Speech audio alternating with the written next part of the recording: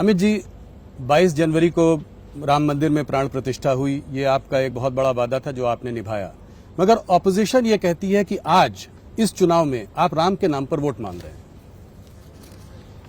देखिए, राम के नाम पर तो वोट तब मिलता था जब मंदिर नहीं बना था और हम कहते थे हम बनाएंगे।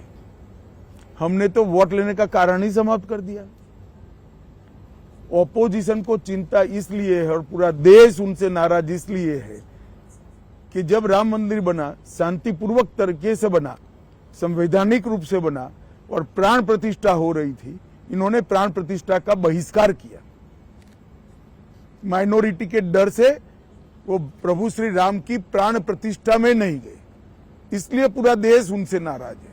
हमने कभी ये नहीं कहा कि राम मंदिर बनाया इसलिए हमें वोट दीजिए, मगर पूरे देश की जनता जानती है 70 साल से ये लोग अटका कर रखे थे। मोदी जी ने 5 ही साल में केस भी जीता, भूमि पूजन भी किया और प्राण प्रतिष्ठा भी कर दी, और आज भव्य राम मंदिर समग्र देश को आह्लादित करने वाला राम मंदिर बना है। अमित जी, एक आखिरी सवाल, हिंदू मुसलमान की जो चर्चा रही उस पर मुझे आपसे पूछना है।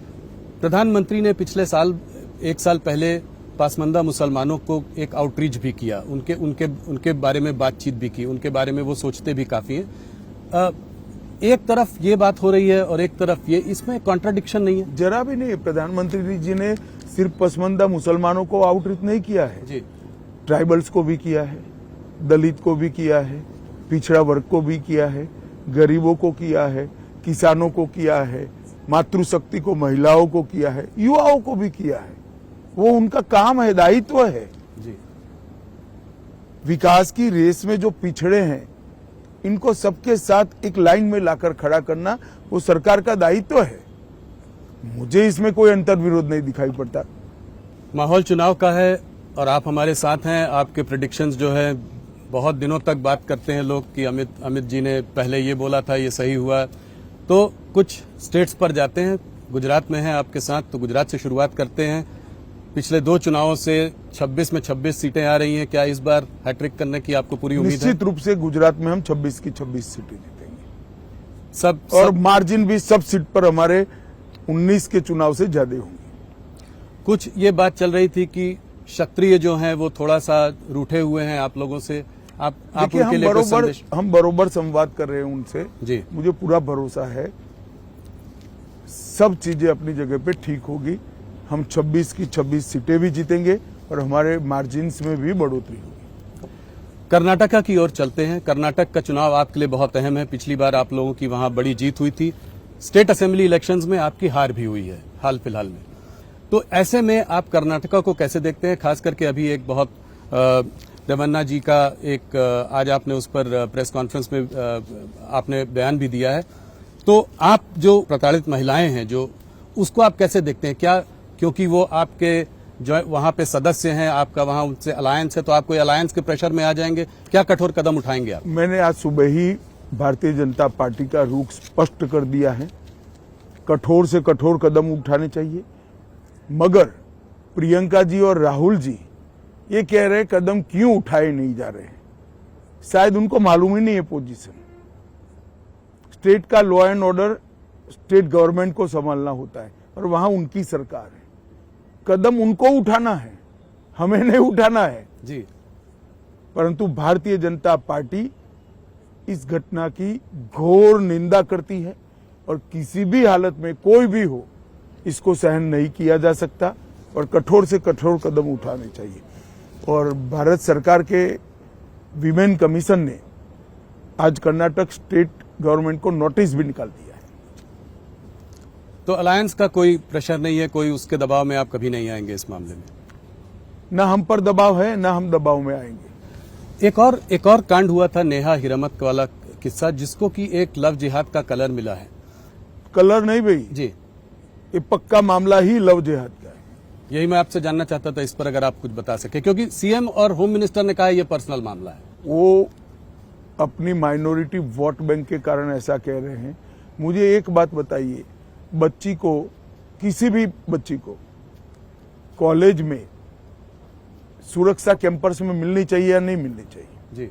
इस तरह से हत्या होती है और उसको पर्सनल मामला बताकर इस सामाजिक दूषण से आप नजरें चुरा रहे हैं केवल वोट बैंक के लिए। उनको तो बम ब्लास्ट होता है, वो भी गैस सिलेंडर का ब्लास्ट लगता है। जब एनआईए जांच लेती है तो पूरा पकड़ा जाता है। बेंगलुरु में 10 साल से बम ब्लास्ट नहीं हुए थे।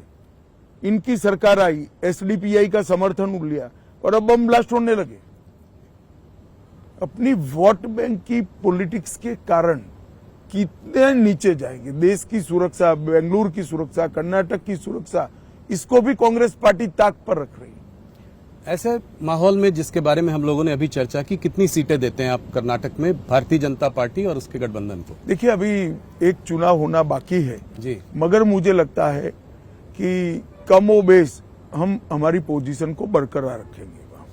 जितनी सीटें पहली थी उतनी ही आपकी इस बार भी रहेंगी, तो ये तो मतलब बड़ा बयान है आपका। महाराष्ट्र की ओर चलते हैं। महाराष्ट्र में एक अमित जी अजीब सी खिचड़ी बनी हुई है। 2 दल टूटे हैं, एक टुकड़ा आपके साथ है, एक टुकड़ा उधर है। ये कहता है हमारा ओरिजिनल है, वो कहता है हमारा ओरिजिनल टुकड़ा है। मगर ऐसे में क्या आपको लगता है कि उद्धव और शरद पवार जी के लिए कुछ सिंपैथी वगैरह थोड़ी वहां हो सकती है? देखिए, महाराष्ट्र की जनता मोदी जी के साथ है जी। जो मोदी जी के साथ है उसको वोट मिलेगा, क्योंकि ये चुनाव देश का प्रधानमंत्री कौन बने इस पर लड़ा जा रहा है। 2 खेमे स्पष्ट है। एक और नरेंद्र मोदी जी के नेतृत्व में एनडीए है, एक राहुल बाबा और शरद पवार, ममता जी, स्टालिन, तेजस्वी यादव, लालू यादव, इनके नेतृत्व में इंडिया अलायंस है जिसका कोई नेता ही नहीं। अब देश की जनता ने तय करना है कि किस व्यक्ति को चुनना है। एक और 12 लाख करोड़ के घपले घोटाले भ्रष्टाचार करने वाला इंडिया अलायंस है। दूसरी ओर 23 साल मुख्यमंत्री और प्रधानमंत्री रहने के बावजूद भी 25 पैसे का जिस पर आरोप नहीं लगा, ऐसे नरेंद्र मोदी है। एक और गर्मी आते ही छुट्टी पर जाने वाला दल है, विदेश में छुट्टी पर जाने वाला, क्योंकि यहाँ गर्मी बहुत ज्यादा होती है।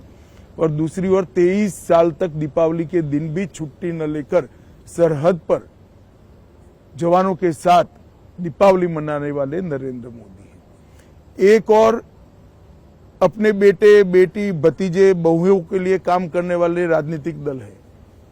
दूसरी ओर देश के गरीब, महिला, किसान, युवा के लिए काम करने वाले नरेंद्र मोदी है। तो देश की जनता ने तय करना है कि देश को सुरक्षित करने वाला व्यक्ति चाहिए या वोट बैंक के लिए देश को सुरक्षा को ताक पर रखने वाले वोट चाहिए। देश के अर्थतंत्र को बढ़ाने वाला व्यक्ति चाहिए या अर्थतंत्र को डुबोने वाला ग्रुप चाहिए। देश की जनता ने, राहुल जी, फैसला कर लिया है। देश की जनता नरेंद्र मोदी जी के साथ है और जो दल मोदी जी के साथ है उसको वोट देगी। ये चुनाव मोदी जी के प्रधानमंत्री बनाने का चुनाव। 41 सीटें थी आपकी पिछली बार गठबंधन की, इस बार आप नतीजे आने दीजिए, आप चौंक जाएंगे। वहीं से 400 होता है। तो महाराष्ट्र से आपको पूरी उम्मीद है कि 41 से पक्का हम, देखिए, आंकड़ा 41 का 40 हो जाए या 42 हो जाए, कमोबेश यही परिणाम रहेगा। महाराष्ट्र, मध्य प्रदेश, उत्तराखंड, जम्मू कश्मीर, दिल्ली, गुजरात, कर्नाटक हम 100% रिपीट करेंगे। उत्तर प्रदेश हम 5 से 7 सीट की बढ़ोतरी करेंगे। ओडिशा हम 16 के आसपास जा सकते हैं और